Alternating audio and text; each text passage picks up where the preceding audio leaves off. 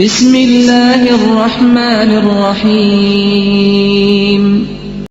جب فرعون کا ظلم حد سے زیادہ بڑھ گیا تو اللہ نے اپنے نبی حضرت موسیٰ کلیم اللہ سے کہا، اے موسیٰ، اپنے بھائی ہارون کو لے کر فرعون کے پاس جاؤ اور اسے کہہ دو کہ بنی اسرائیل کو آزاد کرے، مساکین پہ ظلم نہ کرے ورنہ اس پہ عذاب آئے گا۔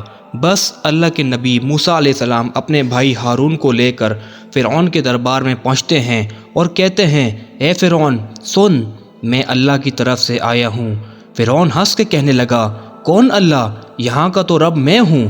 موسیٰ علیہ السلام فرمانے لگے، اے اپنے آپ کو خدا کہلانے والے، تیری حکومت تو ان چند لوگوں پر ہے، لیکن حقیقی خالق وہ ہے جو مشرق و مغرب پہ حکومت کرتا ہے، جس نے زمین و آسمان کو پیدا کیا ہے، جس کی سلطنت تلے چرند پرند زندگی بسر کرتے ہیں۔ فرعون زور زور سے ہنسنے لگا اور کہنے لگا کہ اے موسیٰ، کیا تو دیوانہ تو نہیں ہو گیا؟ اپنے کپڑے دیکھ، اپنی حیثیت دیکھ، نکل جاؤ ورنہ تمہیں میں قید کروا دوں گا۔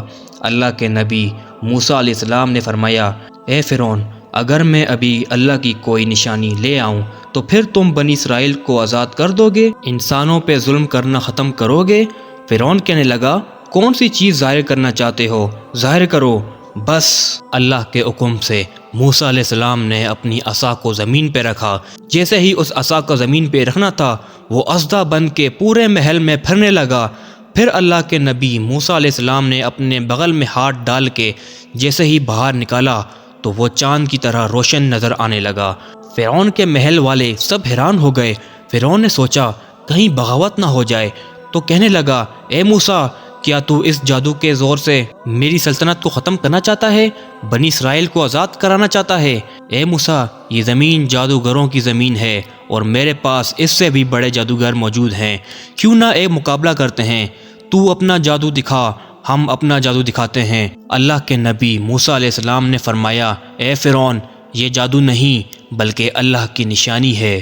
بس فرعون نے اپنی قوم کے بہترین 40 جادوگروں کو بلوایا جو بچپن سے ہی جادو سیکھ رہے تھے، اور ایک طرف اللہ کا نبی موسیٰ کلیم اللہ اور ان کا بھائی ہارون۔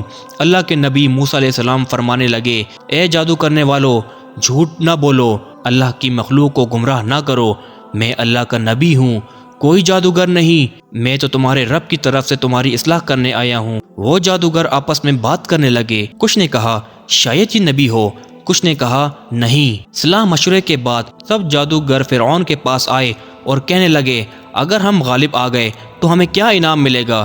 فرعون کہنے لگا، اے جادوگرو، جو تم چاہو گے وہ سب تمہیں عطا کیا جائے گا اور تم ہمارے خاص لوگوں میں شامل کیے جاؤ گے۔ وہ سب لالچ میں آ کر موسیٰ علیہ السلام کے پاس آئے اور کہنے لگے، یہ دونوں صرف ایک جادوگر ہیں اور کچھ نہیں، اور ان دونوں کا مقابلہ کرنے کے لیے تو ہم ہی کافی ہیں۔ بس وہ 40 کے 40 جادوگر صف بنا کے موسیٰ علیہ السلام کی طرف بڑھنے لگے۔